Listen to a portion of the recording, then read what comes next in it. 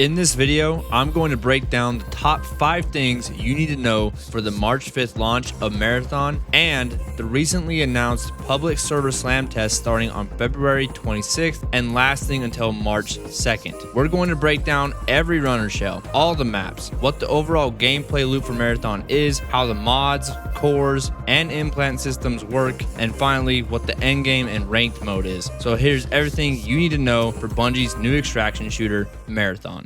Starting things off, we're going to talk about the runner shells. At the launch of Marathon, there will be a total of 7 different runner shells, all with their own unique and special abilities, transforming not only the way you approach the game, but also the way you play the game. Every runner comes equipped with 2 minor traits, 1 tactical ability, and 1 prime ability, each with their own cooldowns and unique trade-offs, usually being that of heat generation, which is Marathon's version of a stamina bar. The first shell we're going to break down will be Destroyer. Destroyer is built for your more aggressive players, combining both strong offensive tools with defensive abilities. First trait is Thruster, an ability that allows you to perform a quick lateral dash. Second trait, Tactical Sprint, allows you to sprint faster at the cost of generating more heat. Tactical ability, Riot Barricade, allows you to deploy a frontal energy shield which blocks incoming damage. Prime ability, Search and Destroy, activates shoulder-mounted missile pods that automatically fire homing missiles towards the enemies you're currently shooting at. Vandal, built for players that love fast movement and mobility. First trait is Microjets, allows you to perform a double jump in midair. Second trait, Power Slide, allows you to perform an extended slide with increased speed and acceleration. Tactical ability, Disruptor, fires an energy projectile that deals damage and sends players away from the point of impact with a charging mechanic that increases the blast the longer it's held. Prime ability, Amplify, temporarily increases Vandal's movement, weapon handling, and reduced heat buildup, allowing you to chain double jumps and slides.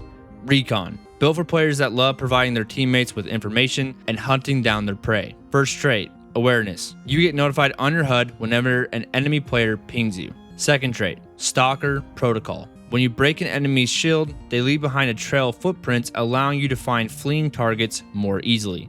Tactical ability, Tracker Drone, deploys a small robotic spider that will track an enemy and explode when it reaches them, applying an overheat effect that makes it impossible for affected enemies to run away. Prime ability, Echo Pulse, sends out a sonar-style pulse that reveals where enemy players are located within the vicinity at the cost of revealing your own position.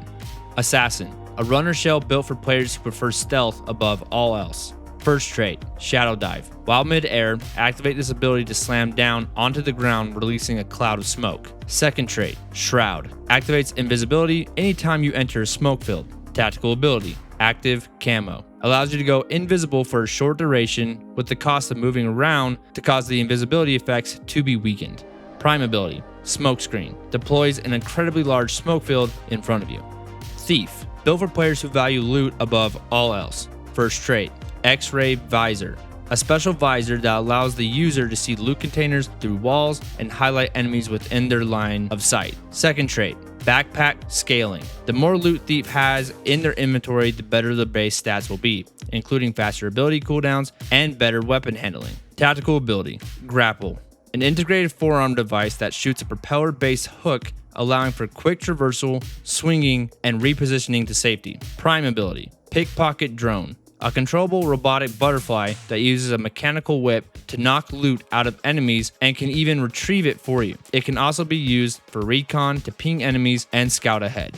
Triage, a shell designed for players who want to be the team medic. First trait, Battery Overcharge, enhances all weapon performance and allows energy weapons that use volt battery ammunition to apply an EMP effect when breaking their shield. Second trait, Shareware. Any consumable, whether it be health or shield, is copied and shared to his teammates through his medic drone. Tactical ability, Medic Drone, deploys a small drone that hovers over the shoulder of the user or an ally, providing continuous health and shield regeneration.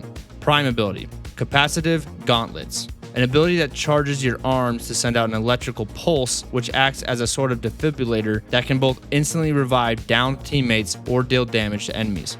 Rook, probably the most interesting runner, as this shell is a game mode in and of itself. When playing as Rook, you are forced to play solo only. You are put into matches in progress and you cannot bring any of your earned loot with you at all. So you spawn in with a random kit that includes basics like a gun and some things for health, and the only known ability that Rook has to my knowledge is Signal Mask, which allows you to blend in with the UESC, aka the enemy AI, which will make them not hostile towards you at all. Rook is good for if you want to try and just get loot and get out without any risk, or for newer players trying to learn the game. Now with all the runners explained, let's talk about the maps of Marathon. There's going to be 4 maps at launch. The first map we're going to break down will be Perimeter. Perimeter is a map that Bungie is calling a more friendly or a starting point for players. It is a large forested area and is spread out with a very straightforward layout and is easy to understand. This map supports up to 15 players. Dire Marsh, the largest map in Marathon, featuring an open swampy battlefield and a strange alien anomaly that affects gravity. It supports up to 18 players and is described as a step up in difficulty compared to Perimeter. Outpost, a smaller map that focuses on intense close quarter combat and is littered with enemy AI and weather hazards. Described as one of the harder maps with a higher chance of obtaining higher tiered loot, and it supports roughly 9 to 12 players. Cryo Archive, the Marathon ship, described as the endgame of Marathon. This is a large frozen map with the most danger and close quarter combat. It will also have the highest concentration of enemy AI and the best possible loot. To even be able to load into this map, you need to have a loadout equipped that exceeds the gear threshold, which can only be obtained by gaining better gear. It is currently unknown to my knowledge on how many players Cryo will support. But with the 4 maps explained, let's now go over the gameplay loop. So, what do you actually do in Marathon? Well, obviously, it's an extraction shooter, so you go in and the goal is to get loot and get out. But there's more to Marathon than just that. The main thing you're going to want to prioritize is the contracts with various factions. There are a total of 6 different factions, all of which are vying for your time as a cybernetic mercenary. You got Arachne, a death cult focused on killing other players; Cyber Acme, a faction dedicated to consciousness upload technology and shell durability; Mida, a former political party turned terrorist group focused on destruction and hacking; New Caloric, a major corporation focusing on resources, food, and medicine; Sekiguchi, the people who control the technology behind runner shells; and finally, Traxxas, the wealthiest corporation focusing on weapons and tech. Each faction has unique contracts that they're going to ask you to fulfill based off what their faction is interested in. This could be finding specific loot, messing with the UESC, or killing other runners. And the reason you want to prioritize these contracts for these factions is because completing a contract grants you XP towards that specific faction, and every faction has a unique skill tree that provides special upgrades for your character during whatever the current season is. These things can be simple stat boosts, vault space upgrades, higher tiered loot that can be purchased from the shop, and much more. Plus, the higher you level up a faction, the better the rewards will be. It's also worth mentioning that upgrading a skill tree requires certain materials that can be found usually on specific maps and in specific locations. The higher you level up a skill tree will result in better rewards, but the cost for those higher up skills will be far more expensive. And at the end of the season, your progress and vaults will get wiped for the next season. This is a common practice for most extraction shooters, and it's done to prevent the game from experiencing power creep. Also, each map will have special events and puzzles for players to figure out, with some of them being much more advanced raid-like mechanics and others being more on the simple side. These events and puzzles will 9 times out of 10 be the place to go for the best loot possible during that run. But just be careful, because usually interacting with these events lets other players know where you are and usually calls in more enemy AI. But that's basically the gameplay loop. The contracts and skill tree upgrades will guide you towards what loot to look for, and while you're in the process of upgrading those skills, you'll naturally come across good weapons, weapon mods, runner cores, and implants, and plenty of other good stuff that will aid you in your next run, which segues us to what you could call the build crafting systems of Marathon. So let's go over the mods, cores, and implant systems of Marathon. Starting off, we're going to go over the mods. So what are mods? Well, mods are exclusively for your weapons, and what they do is upgrade your different types of weapons. There are a total of 8 different weapon types, and those types being assault rifles, submachine guns, shotguns, precision rifles, machine guns, sniper rifles, pistols, and finally, railguns. Each type of weapon class will have multiple versions of weapons. For example, the Bully SMG will use heavy round ammunition, and the V22 Volt Thrower will use volt batteries for its ammunition. Both are SMGs, but they both function very differently. And each class of these guns has specific mods that can be found during runs, and they range in tiers, with the lesser mods being your greens and blue rarity mods that provide basic things like more bullets in the mag, scopes, better mobility, better recoil control, and better weapon stats. But there's also higher tiered mods, like purple mods for example, can provide things like finishing a down player causes them to explode, or sliding with this weapon out partially reloads the magazine and provides more stability and accuracy. For my Destiny players, if these purple mods sound familiar, it's because they are. Most of the purple mods are similar to that of a normal weapon perk inside of Destiny 2. But then there are the gold mods, and these mods are what drastically change the way a weapon behaves. Think exotics from Destiny 2. These gold mods, for example, can turn a battery SMG into the Needler from Halo. Another gold mod is a silencer for certain pistols that turns you invisible after you score a kill, and that's just to name a few. But now let's go over what cores are. A core is designed to modify and upgrade a specific runner's shell. And like weapon mods, these cores scale in tiers. Let's use Vandal as an example for this. There's a purple core called Adrenal Core, which when applied, causes her prime ability amplified to generate even less heat, and using a cardio kick, it extends her amplified state. And then there's a gold core called Microjet Efficiency, which adds an additional midair jump for your microjet's trait. And the third jump generates even less heat. Every runner shell has these cores that will change the way each specific runner is played, and just like everything else, these cores can be found while running. And now let's talk about the implant systems. Implants are a lot like cores, except they are universal for every runner. And just like mods and cores, these implants can also scale in rarity, with lower rarity implants improving base stats like agility or less heat buildup, and higher tiered implants providing the same benefits but with added perks. For example, Graceful Landing V5 implants that they showed off in their most recent Vidoc reads this description: deal damage to nearby hostiles after a long fall. And there are a lot of different implants that do all sorts of various things. But that's the mods, cores, and implants explained. Now let's go on to the final thing, the endgame/ranked mode of Marathon. The endgame of any game is arguably the most important part of that game, as it's what keeps players playing after a long time. Now, I already hinted at what the endgame of Marathon is when I talked about the Cryo Archive map, but let's go more into detail on what both Cryo Archive is and the ranked mode. Starting off with Cryo Archive, like I said previously,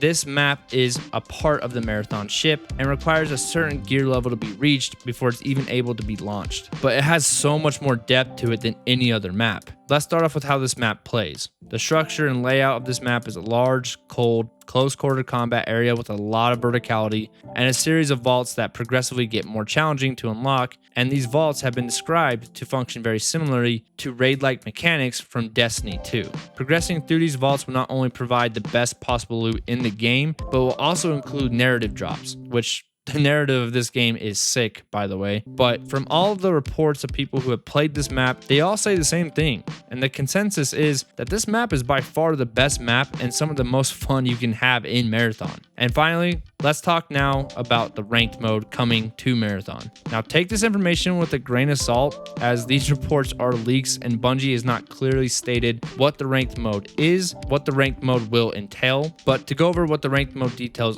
are is by reading this article right here. So we got an article from Alex Coe here, and this is the Marathon ranked mode details about how everything pretty much works. And like I already stated, and like this is stating right here, not a lot of info about the game has come to light, especially when it comes to the game's ranked mode. So again, take everything we read here with a grain of salt. Okay, so to play ranked mode in Marathon, crew members must select a zone, assemble a loadout that matches or exceeds the gear ante, and purchase a holo tag to set the score target with. Important to note that holo tags are required to enter ranked mode. From the findings, the zones featured in ranked mode will change each week to spice things up. As for ranked progress, it's initiated by extracting high value loot. Progress is made based off the credit value of the loot found during the run, and players must meet or exceed the set score target to make progress. And then obviously you got your bronze, silver, gold, platinum, diamond, pinnacle, pretty standard for ranks. There was a mention of master rank, which we were assuming is for the very best of the best, or the top percentile players in the world.